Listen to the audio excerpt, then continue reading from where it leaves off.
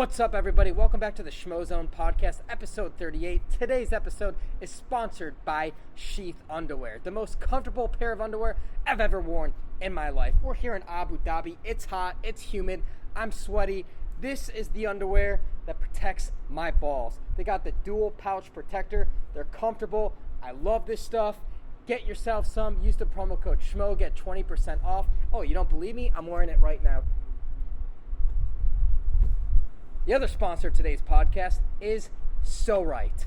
You saw the Schmo episodes, the Schmo and the Pro episodes with Michael Chandler, the Korean Zombie, utilizing the So Right, low back pain, the psoas muscles, hip flexors, shoulders, the little grooves in there.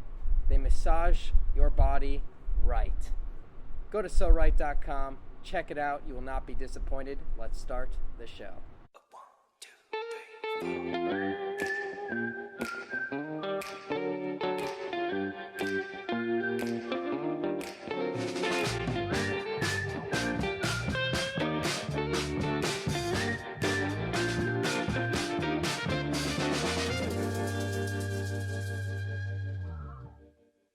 Welcome back to the Schmozone, episode 38. I'm Dave Schmulenson, a.k.a. the Schmo. My co-host is...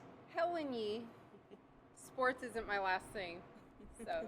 Okay, just clarifying that. And today's amazing guest is the wonderful and talented, the one and only Megan Olivi. Hi, thanks for having me. Of course, thanks for joining us. We are on the beautiful deck of the W Hotel here in Abu Dhabi. Yeah, we are. This is our home for weeks at a time here in Abu Dhabi. It's an amazing host. It's been a great hub for us, so W's treated us well.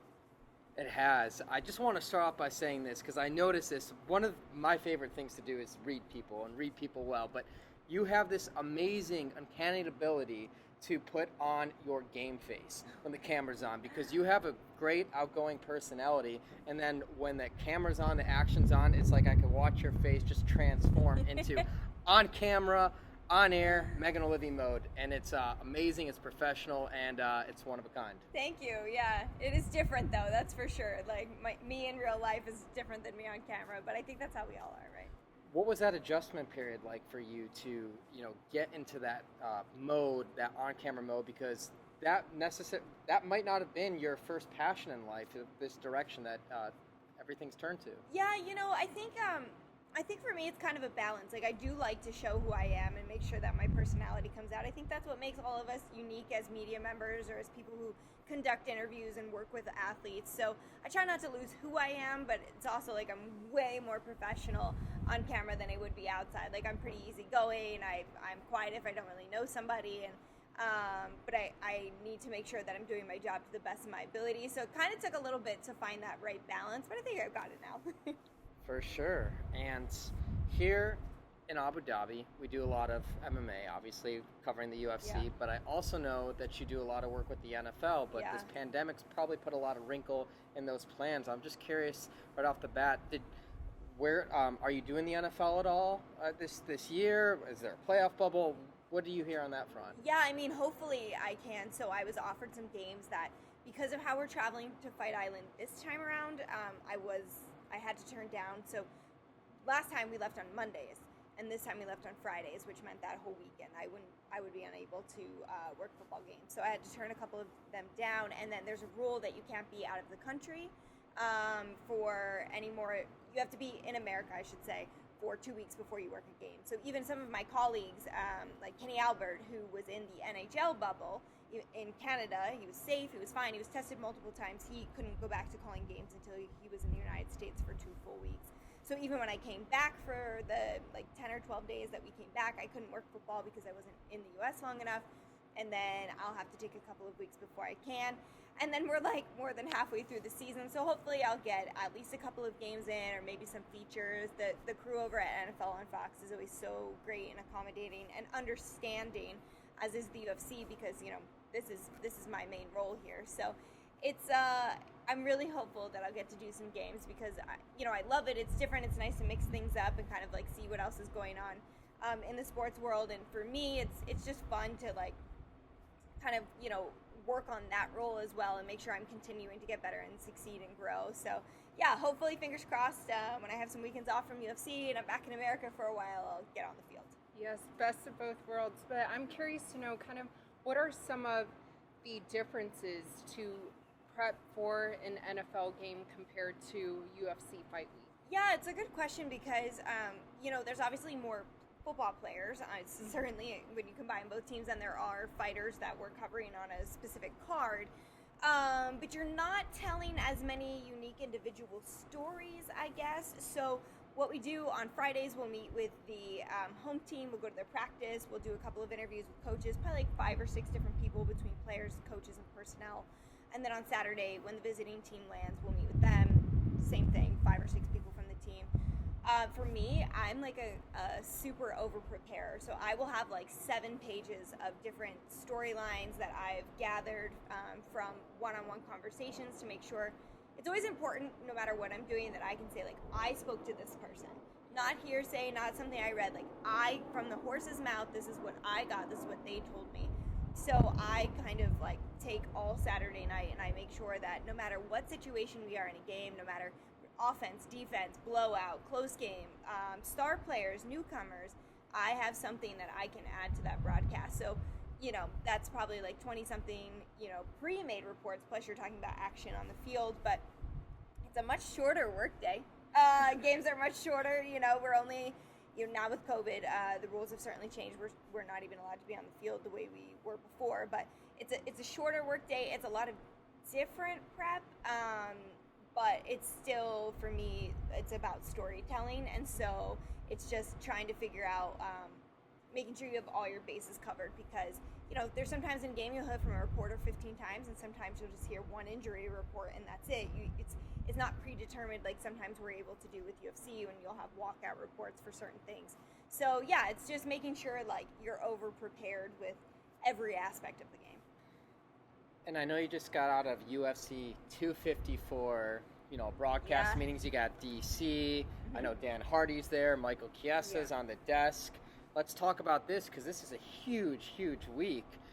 What were those broadcast meetings like? Because there's no shortage of storytelling. We got Khabib and Justin Gaethje. It's a huge fight card. Yeah, I mean, it is huge, and it feels huge. And it's always great to be able to have all these different fight minds in one room. But when it is a pay-per-view, it's John Anik, usually Daniel Cormier, and myself, or whoever's in Daniel's role, if it's, Dominic Cruz or Paul Felder or Michael Bisping.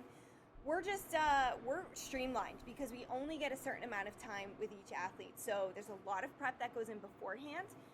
John leads our meetings, and then Daniel Cormier will go, and then I'll make sure I'm getting what I need at the end. And we have about 15 minutes for each guy. So it really has to be, you have to be firing on all cylinders to get the best information you can out of them, but make sure you're not redundant with maybe interviews they've done throughout the week, and you're not wasting their time, and you're not holding them longer so the person behind them now has their schedule messed up. So it's a unique situation, but it's always really fun.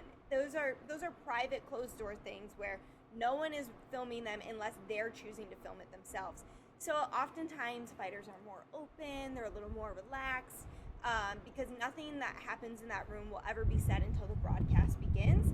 And then even then, sometimes fighters are like, don't say this at all. And it just kind of helps build a rapport. So I really enjoy being able to have those experiences with the team. Is that a lot different than preparation for fight nights? Yeah, I would say so, because we just want to make sure, like, especially with somebody who's making their debut, we're finding out as much as we can so we can ask them about it. I think if you don't do the preparation before the fighter meetings, you can be left with a lot of holes. You can be like, oh, I wonder why they did this or how they felt about that. So it's a lot more background work, and then for fight night, it's more about the fight week experience. You've already done you've watched all the fights, you've talked to them about these past experiences. Now you're focused more on the lead up and what's going to happen on Saturday night. Yeah, we had John Gooden on the podcast last week, and he shares very similar sentiments to you. There are intimate conversations that go on, but could you tell us the vibe that you felt with Khabib? This is his first fight week without his father. This is huge. Yeah. This is 28-0, trying to go for 29-0. Everyone knows he's looking for 30-0 before he retires. What's the vibe that you felt from him and maybe Justin Gaethje this week? Yeah, well, so Khabib was actually on Zoom. So his was on the computer, but he was great. He was fun. Him and Daniel Cormier have such a great rapport because they're teammates. It kind of really helps the meeting because they're kind of joking, and at this point they have done so much media that it's almost like, okay, we only need 10 minutes because we've watched, or we will make sure we're taking in the press conference that happens after this and stuff like that. So when you mention his dad, I think something we're really sensitive of is not beating a dead horse in these meetings. Yeah. Because there's nothing he's going to say about that heartbreaking loss that he hasn't already said. And why continue to bring it up with him? And that is going to be a huge story for this fight. No matter what, it's unavoidable. It's in the lead up. We're going to have to ask him about it. You know, I certainly assume on Friday at weigh-ins, it's a question I will have to ask. It's not something I take any pleasure in. The same kind of feeling with Walt Harris with his last fight, where, you know, you're like, I don't want to bring this up for you as you're getting ready, but you also have a job to do and you have to.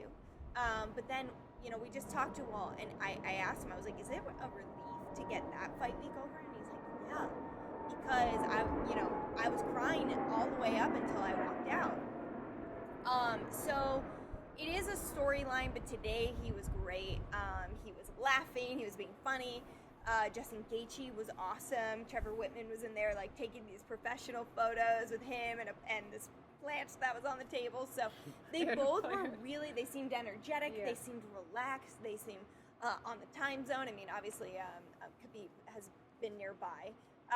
But yeah, it was a great vibe, and that's how you want the fighters to be. You want to feel like they are well rested and they feel good, because then you know, okay, this could be a really, really good fight if they're feeling their best. Well, what about the co-main event? Speaking of, like, great vibes, we spoke to Jared Cannonier yesterday. He was in a great mood. Yeah, I love his zen, right?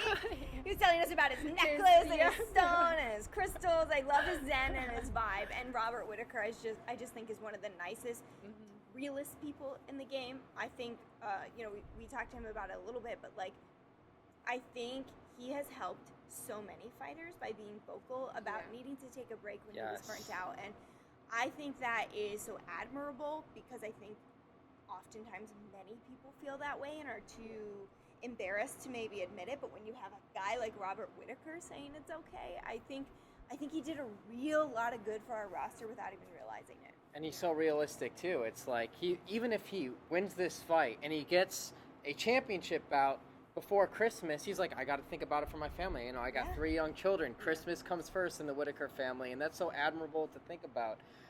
One thing I have to ask you, though, too, is we've done a lot of these fights now here on Fight Island, and it only seems to continue. With this Khabib Gaethje card, this is the only one that seems to go on local time here. Yeah. It's not starting at 1 a.m. or 2 a.m. or whatever. Is that because of Khabib? He has the power here? What do you think that's You know for? what? I'm not quite sure. That is a good question. When he fought here last year against Dustin Poirier, it was the same scenario. Yep. So you have to think maybe, but I actually don't know the answer to that. I do know that I am struggling with the time change. These past couple of days, I'm like, oh my gosh, I'm sleeping maybe 3 hours because we were all staying up through the night and then going to bed at 10 o'clock in the morning, because that's what we had to do for these fights. So yeah, it's been a little challenging, but yeah, I think on fight night we'll be appreciative of it. Oh yeah. As the airplanes take off right over us, we are outside the W. For everybody listening and not watching the podcast too, we did the same thing as you. We flew here for UFC 253. We flew back to Vegas. We were home for about a week and a half. Then we came back for the Korean Zombie Ortega fight card, and obviously staying for UFC 254. It's crazy what we're doing to our bodies. It is. I feel like I've aged like 500 years. You're always beautiful. Oh, thank you. Though, but okay? I just feel so old. You know what I mean? Yeah, Like, no, what is it's happening? Like adjusting to the Vegas time zone. Yeah. That's really tough. Yeah, I think when we go back, we're all in for like a couple of days of struggle. I already told Joseph, I was like, I am not cooking the first 2 days I'm home, so prepare to order from wherever, because I'm not stepping foot in the kitchen unless to get something out of the fridge. But you are a great cook. Hey, I always look at your IG story and I'm like, damn, that looks super good. Oh, thanks. I try. I love cooking. And I love feeding people. That's kind of more of what it is. Like, I love eating. That's like my number one hobby. Hey, but, us too. Right? Oh, yeah, man. it's the best. And we live in a great food town. But Yeah. for me, I think it's the way I grew up in being in an Italian household. It's like, that's how you show love is you feed people. Yeah. So if you come to my house, I like don't really accept no as an answer that you're not hungry. I'm like, no, but you are. Here's like 8 things that you have to eat from. So yeah, I'm always cooking. I actually did a little cooking segment here. Oh, that's Yeah, to get fight fans prepared for a card that is brunch time. So it's very easy recipes that your average fight fan can follow to have a good brunch as they watch fights. your so. recipes. Yeah. Oh, that's so cool. Yeah, nice and easy though. It wasn't anything complicated. It's like Nutella French toast, like things Oh. people have in their house, but showing them how to make it. Yeah, but I noticed that you even cook something like marinara sauce from scratch. You Yeah. don't go store-bought or anything like that. You make it all from scratch. Yeah, and most of the time it's like my own tomatoes and everything that Oh, I've like put through the process of canning and everything. So there are times of the year where I have to buy things canned, and I don't make my own tomato paste. Goals, I want to. Goals. But everything else is from scratch completely. Yeah, like it is more time consuming and it's harder, I guess, on myself. But I have a hard time when things are not from scratch, and so yeah, it takes a little bit more time, but it's always worth it. Yeah, David loves cooking too. I'm embarrassed to say he's the chef No, in that's our great. relationship. I'm the dishwasher Okay, perfect. Somehow I'm both in mine. and toilet cleaner. She does a great job cleaning. Chef Schmo. I mean, there's a lot of time, especially during the pandemic.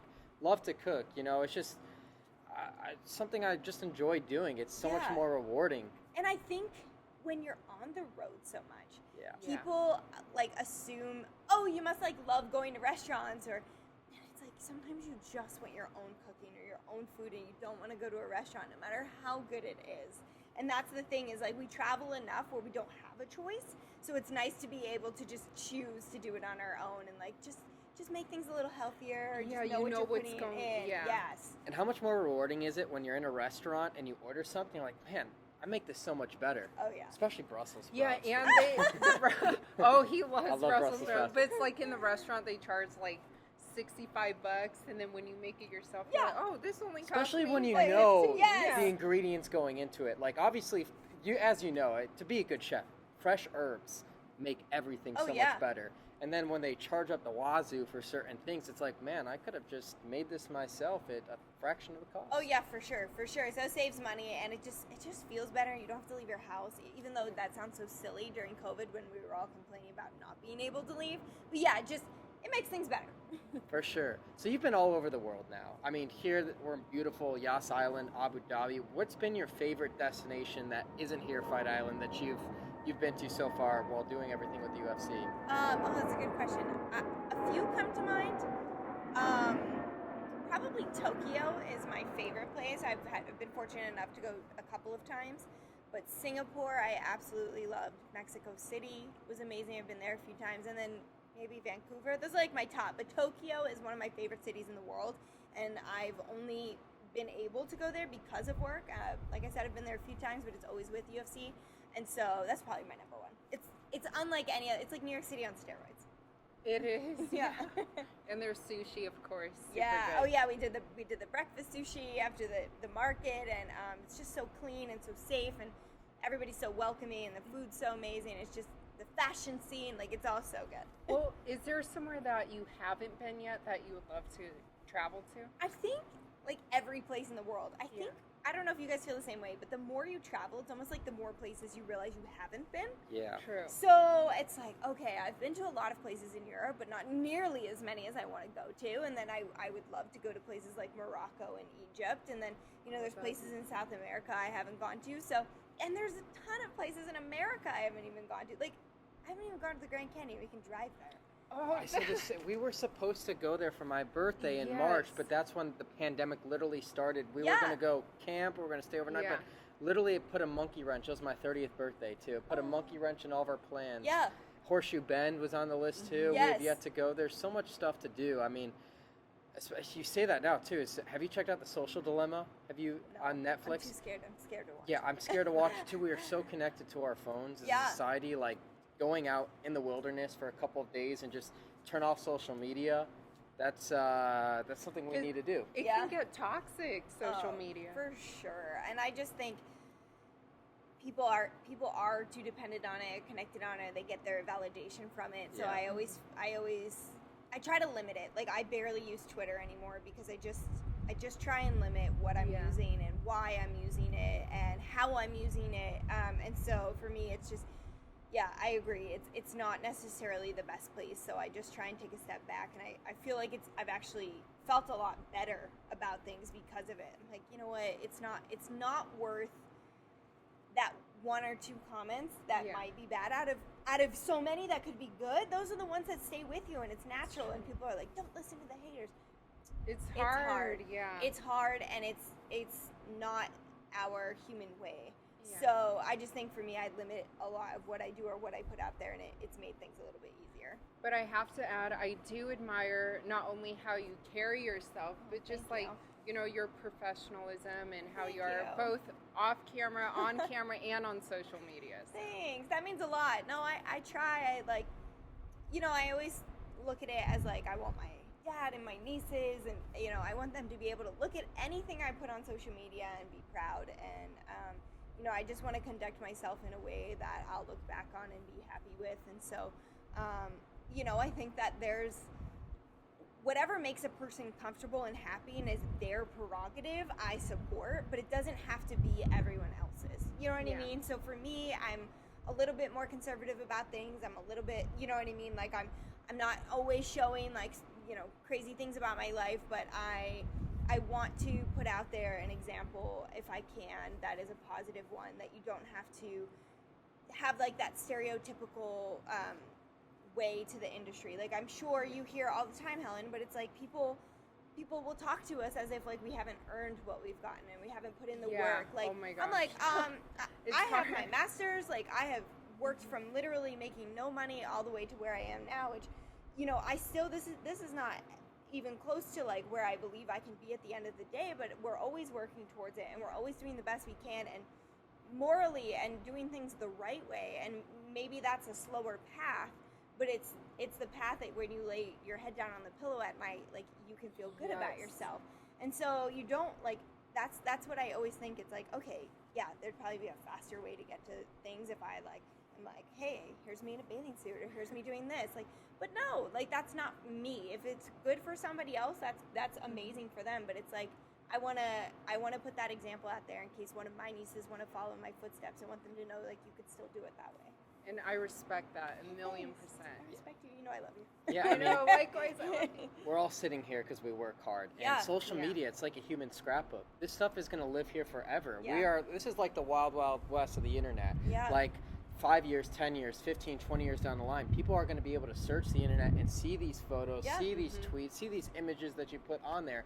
So many people aren't cognizant of it. And then there's so much hatred in the world too, like what you said too at the very beginning of what we're going off on. It's like, it's so easy to want to respond to that, but think about what's going on in their lives for somebody to say something so negative towards you and everything like that in that very moment. And they could say so much hate towards you. I'm sure you two as women, good-looking women, get that all different time. It's like, for me personally, I play a character. I hate social media. I don't do anything for David Schmulenson. I just do it for the Schmo. So I can only imagine how much you guys have to go through on a daily basis from these messages. Yeah, it sucks, but you know what? Somebody told me something once that kind of stayed with me, and I try and bring that back into the forefront of my mind when I'm upset about something. It's like, nobody who's doing better than you is gonna go on the internet and write a mean comment about you. True.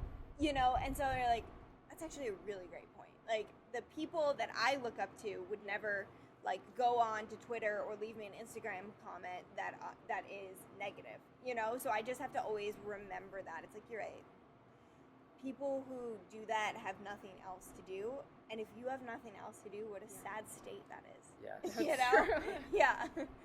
But speaking of things that you've accomplished, obviously, like, you've achieved so much in your career, and someone that I look up to. But what are some of the goals that you have for yourself? Oh, thanks for asking. Yeah, I mean, I want to grow this role that I'm in with UFC. I mean, if I had my wish, we would be doing a report on every fighter, Like, you know, I do these walkout reports, and you'll Yeah. see, you know, sometimes you'll see 2 and sometimes you'll see 6 in a night. If I could, I would do one every single walk, because I think every single fighter has a story that deserves to be told, and there's like interesting aspects that are maybe not necessarily anything to do with what they're doing inside the octagon, but something I think the viewer should still hear about, should still know about, should still care about. That's something that ESPN Plus should pick up and put at least on their platform for digital. Yeah. So the Megan Olivi profile of every single UFC Have fighter. you pitched it to them? Yeah, I mean, I've pitched a lot to them, but you know, I never stop. But I would love to continue to grow that role. I think, you know, outside of UFC, I'm fortunate to do the NFL. I continue to grow there, which, you know, this is my 3rd season, so it's important to continue to do that. And then, you know, somebody I'm friends with, but I also really look up to, you know, Kelly Ripa, which she does with Ryan Seacrest. Yeah. You know, that's something that is a huge goal. I think I just love people's stories so much that to be able to speak with people from all walks of life is so interesting to me. You know, they have MMA fighters on there, but then they'll have actors and musical acts and magicians and just like everything you can think of. And to me, that's really cool. And she's like one of the greatest people I have ever met, like genuinely. So it's something that I aspire to for sure. Yeah, I saw that photo of you and Joe with Kelly and Ryan Seacrest. Yeah. That must have been one of those goals, those bucket list things. Yeah, I mean, like, I've known her, we've known their family for a while now, so it was awesome that Joe got to be a guest on there and, you know, kind of like get to that level, which was very cool. But, you know, as personally, they've really welcomed us in as family into their home and into their friend group and their family group, and so that's been really awesome. And she's been a really good source of advice, and you know, I would love to like be able to fill in for her on days where she's off the show, and it's something that's been talked about. So it's just been she's amazing. But you know, my thing is I just never want to be stagnant. Like no matter what it is, I just, you know, I'm starting to host more for UFC because I didn't want to just be, you know, pigeonholed into this one thing. Not pigeonholed, I should say, but I just didn't want to only be able to do this one thing. I wanted to be able to tell the team, hey, if you need me to step into this role, I can do it. If you need me to step into that role, I can do it. So that's really important to me, to be able to do multiple things, to be able to continue to grow, and to bring new parts to it. I mean, a few years ago, nobody would have thought I'd be standing on the octagon talking about somebody for 30 seconds as they're walking out and like telling their childhood stories, you know what I mean? But now people really like it and they've really taken to it. So that's what I want to continue to do, to elevate the brand, to elevate the athletes, and to really tell the stories that need to be told. You guys know, every person has such a wild story of how they got to the UFC or what their childhood was like or what their life is like now as a fighter. That deserves to be told. So all of that is, you know, those are definitely goals I continue to work towards.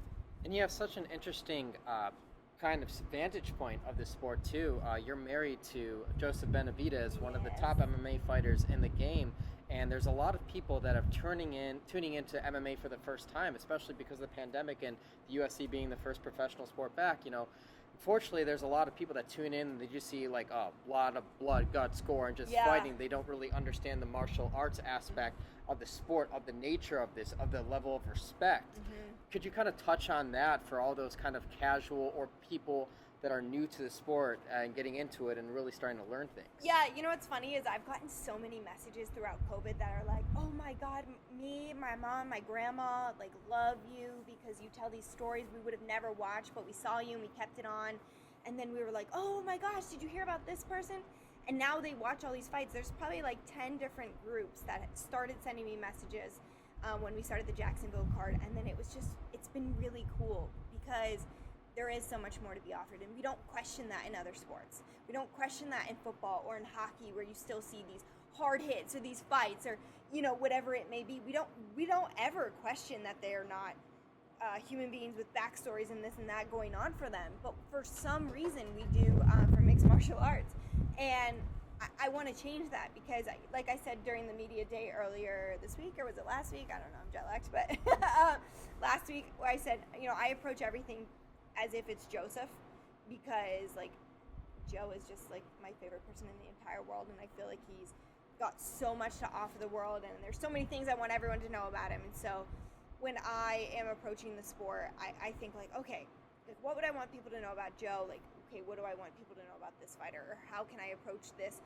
interview to give them the best platform? Like, I'm kind of like the pitcher in home run derby. I'm trying to like serve up the best questions I can so they can hit it out of the park and explain themselves to the public. So yeah, I think there's so much more. They are such great athletes. There is so much respect between fighters. Even if they go in with heat, they usually end with handshakes or hugs or friendship, like we saw with Zombie and Ortega, you know? So it's like, respect, there's just so much to offer the world with the sport, and if I can add a little bit to that, you know, it's my honor.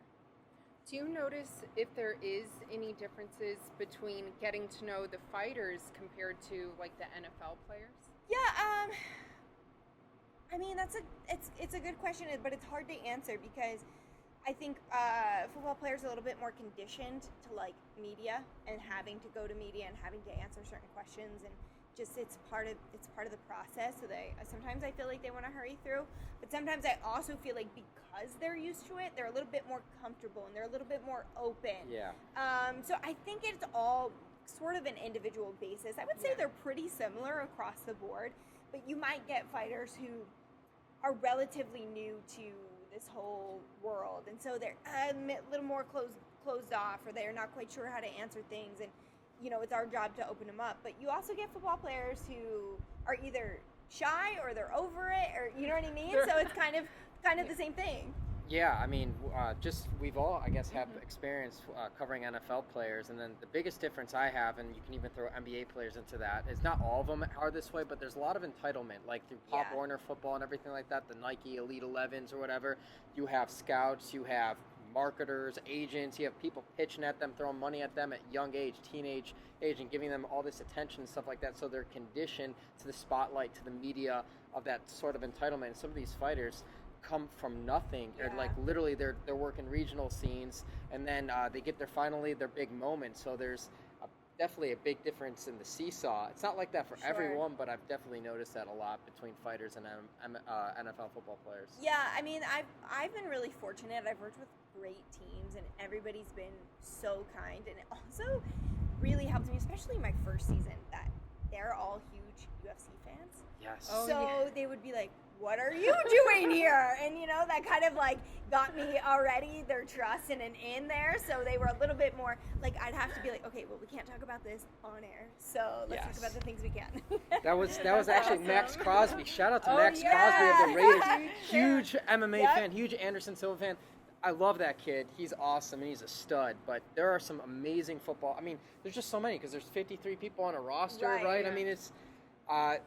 I mean, obviously, we all love covering all sports, all athletes to the get-go. And now with Raiders in Vegas, could we see you reporting there more? Well, they're traditionally on CBS. They're not really Fox. that big of a. I actually. AFC is CBS. I did have a Raiders game. I've had a Raiders game before. So I had Raiders versus Browns. Baker Mayfield's first ever NFL start was my game. So I have had Raiders games before. But I'm like, it would be so nice to just drive there and then drive back the same day. You know what I mean? That would be so great. But I would certainly love to do more Raiders games. We'll see what the future has. Let's end the podcast on this note. I mean, obviously we're going through a global pandemic. It's tough times, but any young, aspiring broadcaster out there, what's your best advice, knowing what you know now and kind of how to navigate through these difficult times? Like, what kind of advice would you give somebody? I would say do the work. Do the work. You do not start out in a glamorous position. I suggest some sort of schooling, but if you're not going to do that, like, get as much hands-on as you can. Learn how to shoot, learn how to edit, learn how to produce. Me as a talent, that's probably been my biggest benefit, is that I got hands-on experience through college and graduate school, and I took it a lot more from a producer's role than a talent role. And that kind of helps me in the field now, where I can think about things as a producer, even if I don't have one with me. Or here, I don't need the producers to really check up on me because they trust the work that I'm doing, and I understand the angle I am supposed to be coming from in terms of who is my audience, what is my role this broadcast, you know what I mean? So do the work, and like, you might have to work for $0. in an internet show that 6 people watch, but get your reps, learn. There's somebody to learn from all the time, and then just continue to grow and try new opportunities. You will have things you love and things you hate, but it's important to have both, right? Like, because you don't know what you don't know until you do it. 100%. Yeah. All the respect to that. You got to be willing to take a step sideways or step backwards to take 2 steps forward. And anyone who just reaches out just to try to get into MMA, go to your local regional scene. Treat it like your Super Bowl. Treat every athlete like it's Conor McGregor or Khabib Nurmagomedov.